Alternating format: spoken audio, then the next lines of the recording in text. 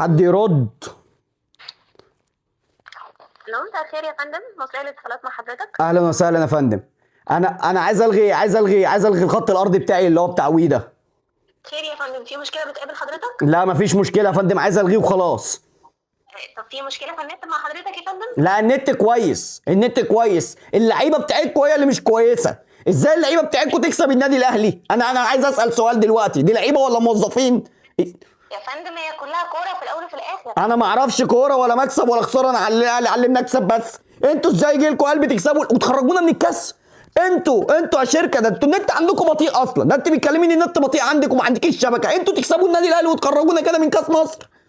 يا فندم حضرتك كان عندك وقت إضافي، ما كسبتهمش ليه؟ ده انت بجحة قوي، ده انت بجحة قوي. بس هي معاها حق برضه يعني.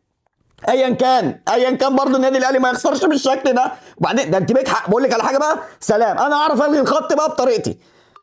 هم معاهم حق برضه يعني، ما احنا كان عندنا فرصه ان احنا نكسب في الماتش، ما كانت تعادلنا وكملنا، كان عندنا فرصه في الاشواط الاضافيه ان احنا نكسب. احنا لازم كلنا نقاطع بقى شركه المصريه للاتصالات. يا خوفي السنه الجايه بقى نخسر من اورنج ولا من وي ولا من فودافون، انا مش عارف هنعمل ايه كده. كاس مصر نخرج منه بالطريقه دي؟ حرام عليكم، حرام عليكم يا جدعان، ده احنا رجعنا للكاس، كنا سنه منسحبين وسنه متعاقبين، السنه دي احنا خارجين. اكتبوا لي بقى انتوا في الكومنتات، هتقطعوا المصريه للاتصالات ولا لا؟